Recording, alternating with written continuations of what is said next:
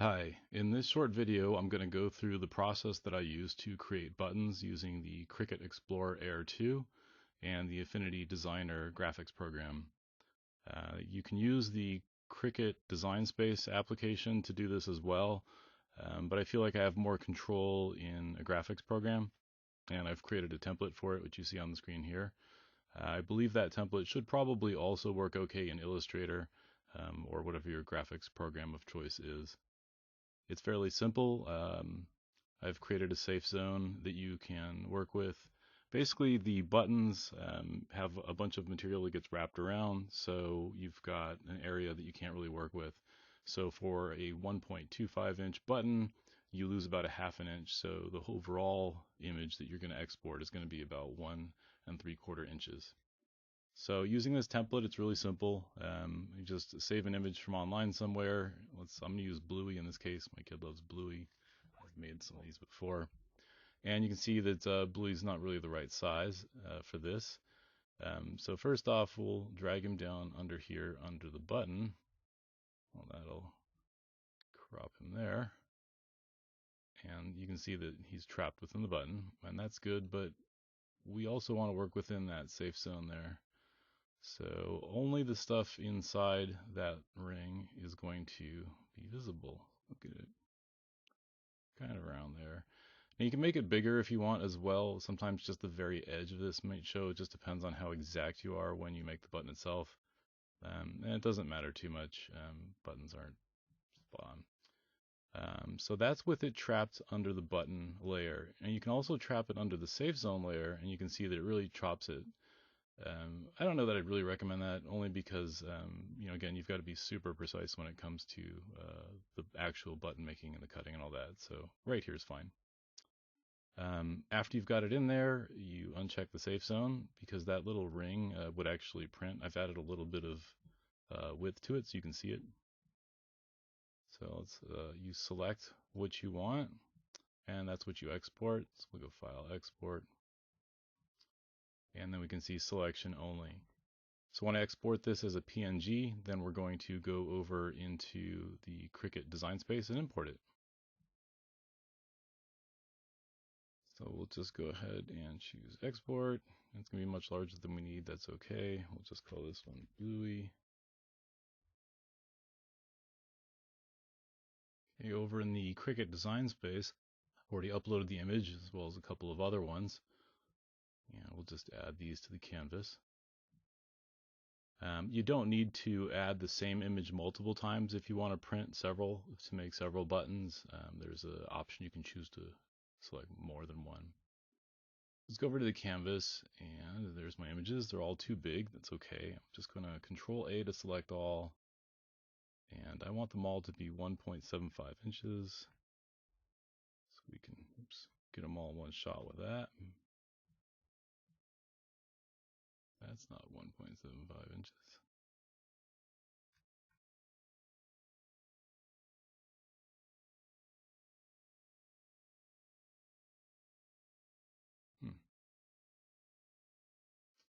Well, that's interesting that those did not quite exactly.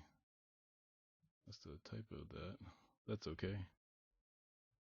1.75 and 1.75. Okay. Now that we've got our images there, we're going to choose to make it. If you've never done a print and cut before, you want to make sure that your Cricut is calibrated to your printer, and you do that by choosing this and then just choose calibration. And I won't go through it here, but it's a very straightforward process. Once it's calibrated, you can do the process we're doing here, choose Make It, and we can see the three buttons. If I want more than that, I can choose to create more. And the same applies for printing a single button. If you just had the one image of Bluey and I wanted 6, I would just choose 6. We continue. We're going to send it to the printer.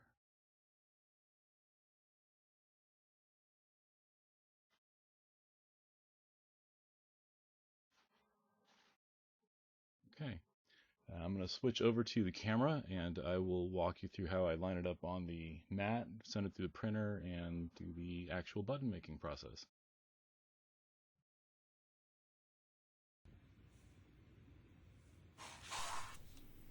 Okay, so here you've got me lining up the printout.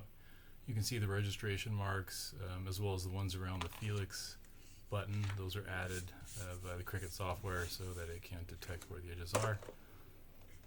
Line that up, feed it in, and it'll cut out the buttons perfectly. I'm going to go ahead and speed this part up so you don't have to sit there and watch it. It's pretty straightforward, and when we're done, we can load it into the button maker.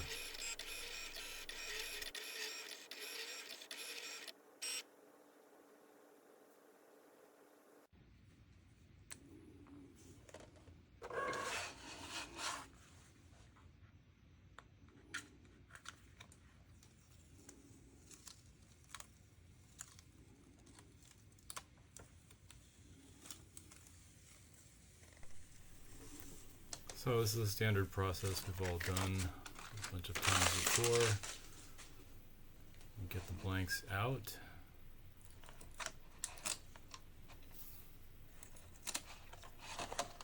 And set them aside, and then we'll bring in the button maker, and I'll show you how you assemble those.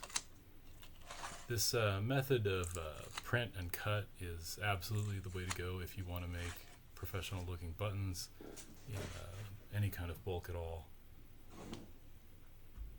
So the button maker is pretty straightforward. This is just some model off of Amazon. They're not too expensive. You load the metal button back first, and then you put your image on there. There's a little clear plastic sheet that goes on top, and make sure you don't get more than one. They're pretty easy to leave stacked together. Slide that over and squeeze firmly.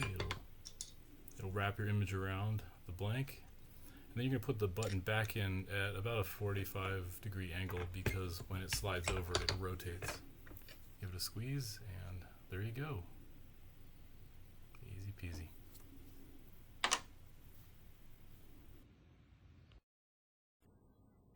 So that's it for this tutorial. I hope this helped out, and see you in the next one.